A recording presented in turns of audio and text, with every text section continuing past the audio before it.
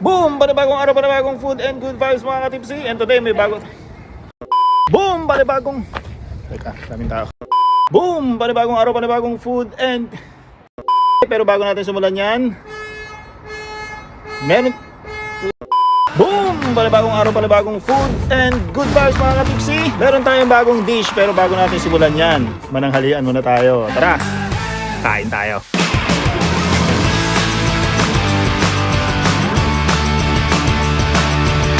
Kakain tayo ngayon dito sa North Park, San Diego. Barbecue naman. First time namin kakain dito. Tingnan natin kung masarap. Let's go. 12 noon sila nagbubukas. Napaaga tayo. Haba na ng pila. So mukhang masarap dito. Haba ng pila eh. Sa mga tipsy, pasok na tayo. Ayun siya. Ayun siya. Grand Ole Barbecue. Yeah, it's nice. Malaki rin yung place, oh. Luwag. Tapos open lang siya. Ayan. Tapos yung barbecue. Oh my gosh. Oh, it smells good.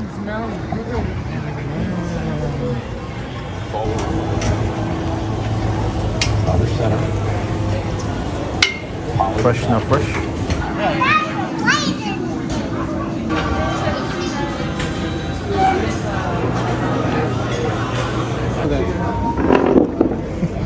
We're supposed to get the plates. Tipsy. Dami oh.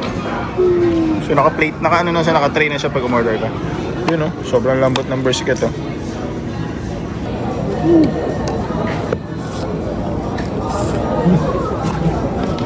Sarap. Masarap siya pa. Ito potato salad. Spicy ones? No, I don't know. Sarap din. Din na pork ribs. Sauce mga tipsy. Hot sauce. Pagkawin mo, lambot. Next natin tong hot links daw tawag dito, yung sausage siya. Sarap daw. Yan o. Ang sarap na. Kaya natin si Madeira na ba? Ano na nakasama sa vlog? Masarap siya. Try nyo dito. Grand Ole Barbecue Asada. Pagkabukas na pagkabukas mga katipsy, puno agad oh. Agad oh. Ito sa loob. May nakapila pa doon. Gusto kami kumain mga katipsy, sobrang sarap dito. Ransak na. Kumusta ba? Naman. Ano yung food? Kumusta? Ayun. Sira. Ransak oh. Ransak na yan. Gutom lahat. Really good, man. Very good, right? Yeah. I don't know how much more you could buy for that brisket, though. You buy 2 pounds of brisket. That's a lot. How much? Think you're gonna come back here? Yeah. Look at that. Yeah. Ay mga tipsy oh. Daming tao. Smoker nila oh. Grabe, laki oh. Dito na mga tipsy, mga gusto pumunta. Ay mga tipsy, tapos na tayong kumain. Grand Ole Barbecue, subukan nyo dito sa North Park, San Diego. Napakasarap, grabe yung brisket, sobrang sarap. Masarap lahat. Oo, sarap lahat. Pulled pork, yung rib, yung... Gusto ko yung ano ma, yung mac and cheese, grabe. those are Sarap good. naman, no? Sarap. Pero yung potato salad, masarap din. Mas masarap pa rin yung potato salad ni Madir. Sa akin Yung pa homemade. naman the best. Sa kanya pa rin talaga yung the best. Iba yun eh. Subukan nyo mga katipsi dito lang sa North Park.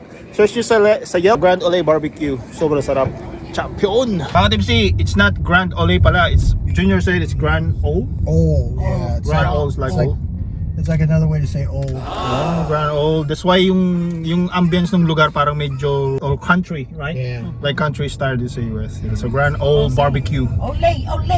Minsan di ba, si Mama Dil, kala ko yung ano yung ole, ole, ole.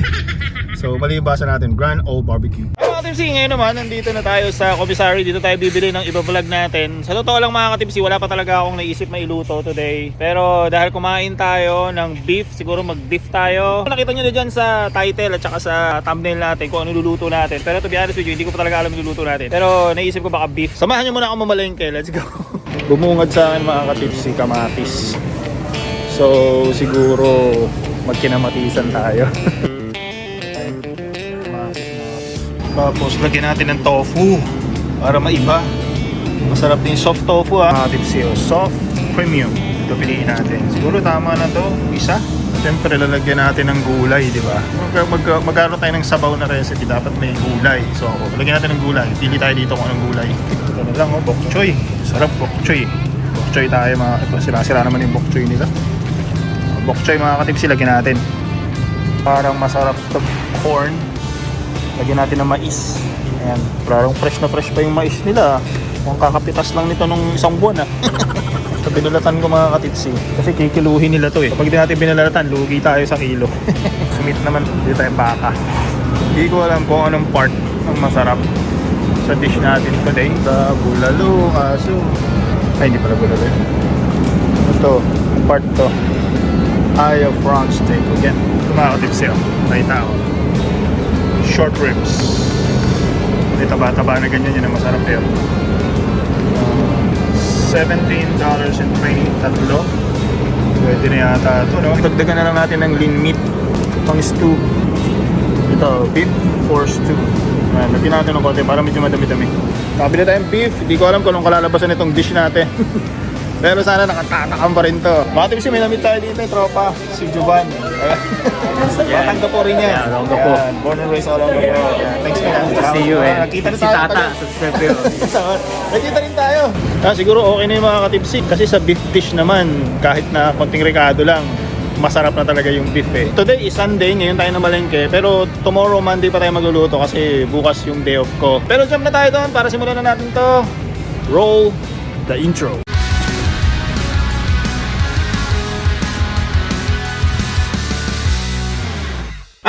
Today is Monday na, tapos na tayo mamalengke kahapon. Sunday, simulan na natin magluto. Simple lang ang dish natin. Tatawagin lang natin tong kinamatisang baka na may tokwa. Samahan nyo ako hanggang sa dulo ng video na to. Alamin natin kung nakatatakam ba ang maluluto nating dish. Let's go! Papalabutin muna natin tong mga beef natin dito sa kumukulong tubig na mga 1 oras. Hindi ko na hiniwa yung beef short ribs. Ganito na kalalaki para medyo maganda sa plating natin mamaya. Kahit anong part ng baka, pwede nyo gamitin para sa dish na to. Timplahan lang natin yan ng asin, pamintang buo, bawang, sama nyo na yung balat, then bay leaves, at green onions. Takpan lang natin, tapos balikan natin ng 1 hour.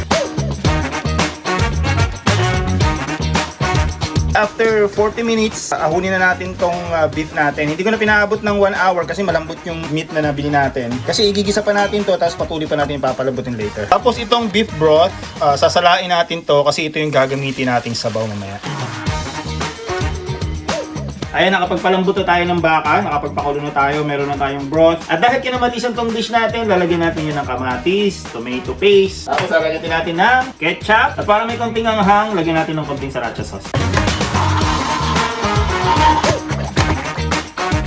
Mainit na itong kawali natin. Simulan na natin mag-gisa. Lagyan natin ng maraming sibuyas.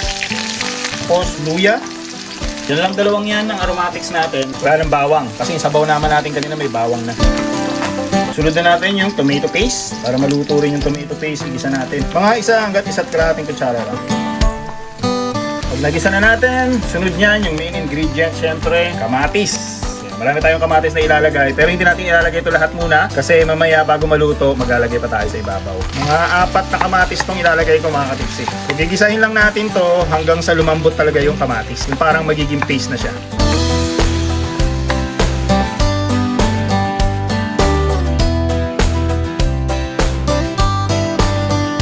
Kapag luto na yung tomato chunks natin, yung parang medyo paste na siya, isunod na natin yung beef. Bago natin haluin, lagyan na natin ibang sauce. Ketchup. Konti lang, kasi marami na tayo tomato. Tapos sriracha. Konting greens. Ayan, tapos gisa lang natin konti.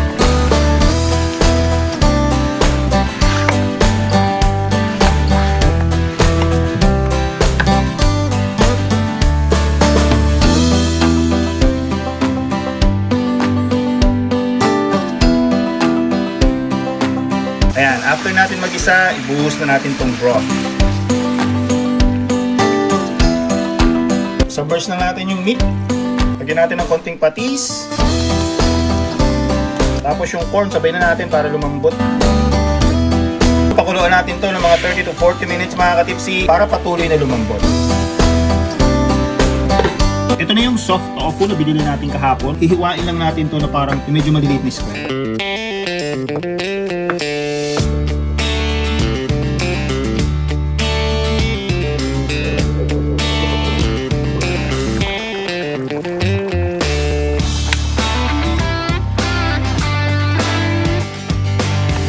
After 30 minutes, malambot na itong meat natin. Dagdagan na natin yung pampalasa. Ilagyan natin ng konting salt. Tapos konti pang patis mga tipsi. Konti lang. Then, lagyan na natin yung iba pang kamatis. Itong base ng bok choy natin. Iniwa ko lang. Inalis kasi matigas to. Then, mix. Kaya, pakuluan lang natin.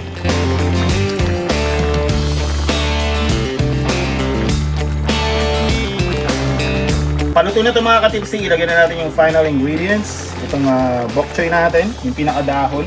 Dito lang natin sa sabaw. Bango, grabe. Sana masarap. Tapos lagay na natin itong tokwa. Yan, lahat yan lagay natin. Tapos halo na ng konti. Okay lang, madurog. Okay lang yan. Madudurog talaga yan kasi soft tofu yan.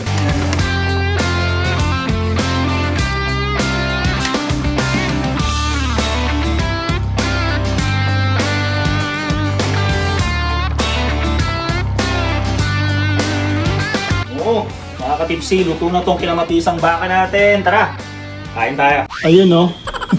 Mga katipsi, luto na ang ating kinamatisang baka na may tokwa. Thumbnail muna. Wow! Huwag na natin patagalin. Bagong dish. Sobrang daming kanin na lagay ko kasi nagugutom ako. Ito agad titirahin natin yung mga katipsi, yung may taba. Short ribs. Ginawang kinamatisang baka. Di ba? Dito lang yung sa channel natin mga katipsi. Usually kasi mga short ribs, di ba? Iniihaw, ganyan. Pero why not, di ba? Kasi yan yung may buto-buto, may taba. Yan yung isa sa masarap na part ng baka. Salud!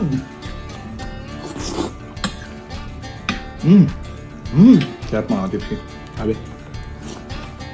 Tamang-tama yung asim ng mga kamatis na nilagay natin. Akala mo madami yun, pero tamang-tama lang. Nasa average na asim lang talaga. Woo! Taba at laman ng baka, perfect combination. Itong soft tofu, kaya ito yung ginawa ko mga tips kasi kung halimbawa ayaw nyo isama sa kanin. Gusto nyo as this, nyo kainin. Ito lang yung pinaka-carbs nyo, yung tofu. Yung tofu naman mga katipsi, mild lang yung lasa niyan. Kung ayaw nyo ihalo sa kanin, acidic nyo lang kainin, no? Diretsong lagay nyo sa bowl, tapos meat, may corn na rin yan, may tofu na, kahit wala ng rice, diretso kain na. Pero syempre tayo Filipino, hindi natin ng rice. Sarap na nabili natin tofu mga tipsi. Parang kumakain ng taho sa kanin. Yung bok choy talaga kahit saan meat mo ilagay, perfect combination din para sa gulay part. Sobrang lambot ng meat, sobrang lasa, sobrang nakakatakam. Pasado. Iba talaga mga tips kapag yung gamitin mong beef, yung may konting taba. Kasi nagiging savory yung flavor ng dish. Like yung bulalo, di ba? Kasi meron din yung God's butter, yung bone marrow niya. Kapag humalo yun sa sabaw kasi, nagiging super savory. So, pwede nyo rin gamitin yung bulalo kung gusto nyo sa ganitong dish. Pero I would suggest, mas maganda tong short ribs na may mga taba-taba. Ulit dito. Malinam-nam, nakatatakam. Grabe, napabilis yung kain ko. Yung corn natin, lambot din, manamis-namis. So yung pinagsama-sama natin dito, siyempre yung beef, yung may taba, para maging savory flavor. Pinaka-sweet natin dito is siyempre yung onion kasi pag ginisa mo yun, may lumalabas na natural sugar yun. At saka yung corn natin. Tapos konting alat, patis at asin. Yun lang mga tipsy. Panalo na. Madali na naman gawin, di ba? Napaka-basic lang. Ito masarap dyan yung laman sa buto.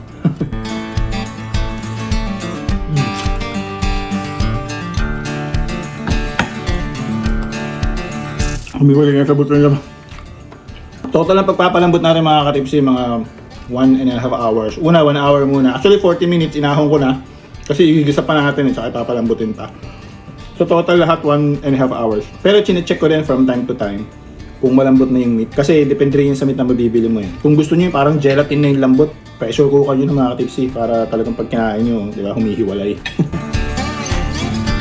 Pero sa ganitong mga dish kasi mga tips medyo may sabaw. Gusto ko dito yung medyo gami ng konti. Yung may makakaagat ka, di ba? May lumalaban ng konti. Para nakakagana kaninin.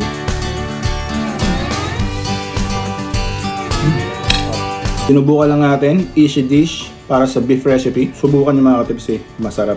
Kinamatisang baka. Gumawa na tayo dati kinamatisang manok. Masarap din yon. Kaya baka ilagay ko yung link dyan sa taas para yung gusto nyo naman kinamatisang manok version. Pwede din yon. Ito, na mahilig sa baka mga katipsi. Hindi kayo magsisisi, subukan ito. Napakasimple na ng pagkakaluto natin pero pasado sa panlasa natin mga katipsi. Savory, may konting asim dahil sa tomato. Yung taba at oily na nandyan sa labi mo na baka. Alam mo yung flavor na yun, di ba?